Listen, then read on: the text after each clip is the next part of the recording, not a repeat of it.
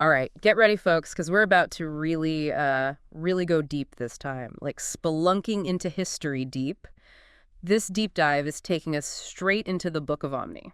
Straight in. Now, when you hear Book of Omni, you might be thinking, oh no, not another genealogy lesson, who begat who for an hour. But trust me, this is anything but a snooze fest. Yeah, the Book of Omni, it's short, but it packs a punch. It's kind of like those little mini documentaries they have on PBS, right, between the long ones. Yeah, perfectly said. It's like a historical relay race, with each writer passing the baton, passing on their piece of the story. Ooh, a historical relay race. I love that. Okay, so who are our runners in this historical marathon? Who are these writers? Well, we've got Omni, Amaron, Chemish, Abinadom, and Amaleki. And what's fascinating is that they were not just, concerned with names and dates, right? Their entries, they highlight this deep sense of responsibility to preserve their people's story. They really understood, like, intrinsically, that these records weren't just family history, it's their heritage. This is important stuff. Exactly. And they were living through some intense times. Omni and Amaron, they both mentioned wars with the Lamanites right off the bat. Speaking of the Lamanites, this seems to be a recurring theme in the Book of Mormon, like it's cyclical almost. It is. It speaks to a larger truth that we see throughout history, sadly, which is that conflict has a way of repeating itself, these cycles. But what's really struck me about Omni's account is how he owns up to his own shortcomings. He openly acknowledges his own wickedness in the past. That's a really good point. I mean, it's easy to gloss over our less stellar moments, Absolutely. right? But he puts it right out there. It makes you wonder if that honesty, that vulnerability, maybe is part of what makes these records so compelling, It adds this layer of human fallibility that we can all relate to. Absolutely. And it creates a space for repentance and redemption, which are such central themes in the Book of Mormon. We see that even in the midst of conflict and personal failings, there's always that hope for change, right? A chance to return to righteousness. Even though Omni experienced his share of struggles, he makes a point of highlighting that the righteous were spared from certain judgments. It's almost like, cause and effect. Our choices have consequences, like all those stories where one group is spared because of their faithfulness while another group faces hardship. Precisely. Right. And speaking of choices, the way these records were passed down, father to son, speaks volumes about their values. You can almost feel the weight of responsibility in their words. You know what I mean? Absolutely. Like they're saying, this is our legacy, our story, guard it well. Have you ever felt that? That kind of responsibility to protect something precious for future generations? 100%. And it makes you think about the different forms that responsibility takes. For them, it was these plates, right? Because if it might be passing down family stories, preserving traditions, or even just trying to make the world a little better for those who come after us. But then, things take an interesting turn with Abinadom. He's different. Unlike his predecessors, he mentions a lack of new revelation. Whoa, wait. That's so interesting. It's like he throws us a curveball there. What do you make of that? Was he trying to send a message there?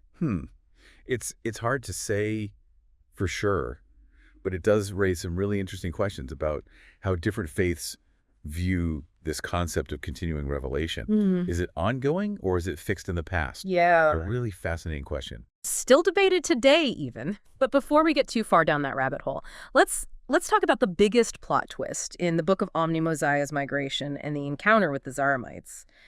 That's got to be like the family reunion gone wrong of the century. Right. You have these two groups, both descended from Israelites, but separated by centuries, and they just bump into each other.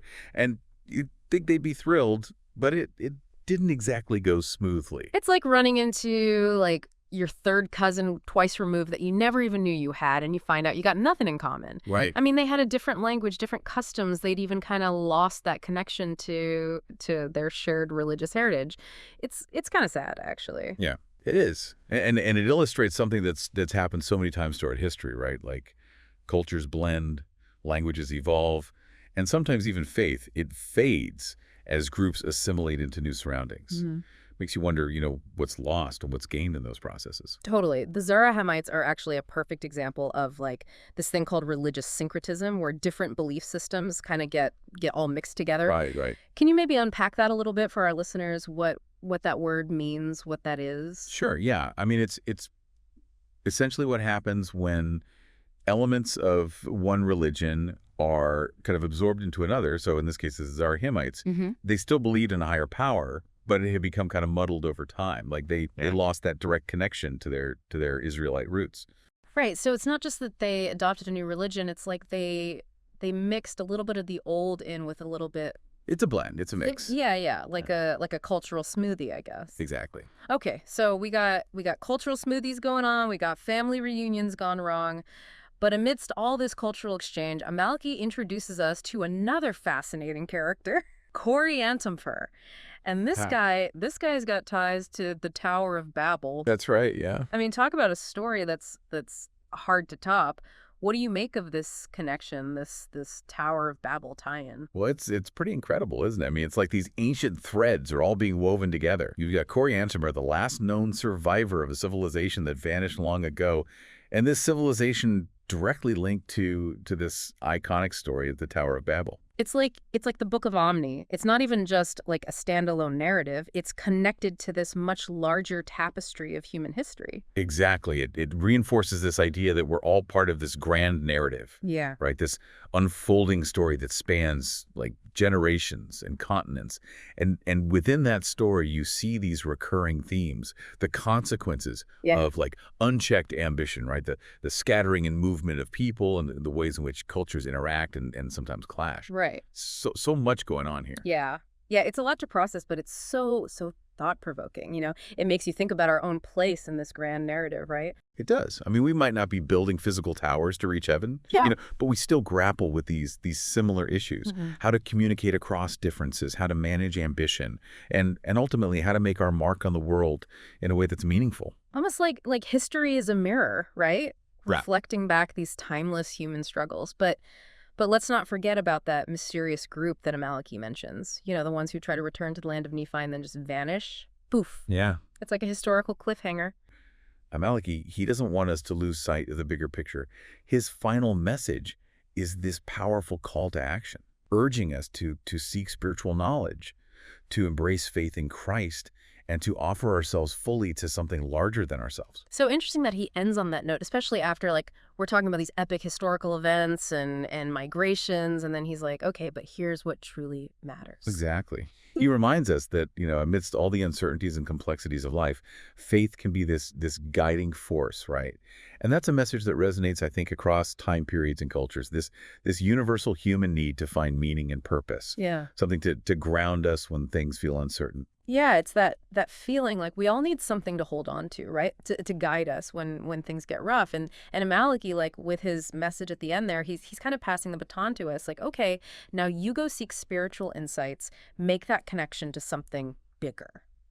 And it's, you know, in a way, he's highlighting this really cool parallel.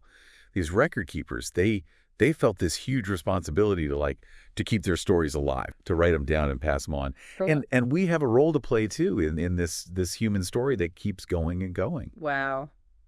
That's deep. They weren't just historians, they were storytellers, protectors of their legacy. And it makes you kind of wonder, what'll ours be? I mean, obviously we're not carving on metal plates. Right. But we are creating stuff all the time, sharing, putting our voices out there. Do you think, like, someday, years from now, people are going to be like studying our digital footprints, you know, our tweets, our posts, all that? It's fascinating to think about. I mean, you're right. We don't really think of like what we do online as being historical, but it does create this picture of our time, right? Our values, what we were worried about, what we were into. It's kind of scary if you think about it too long.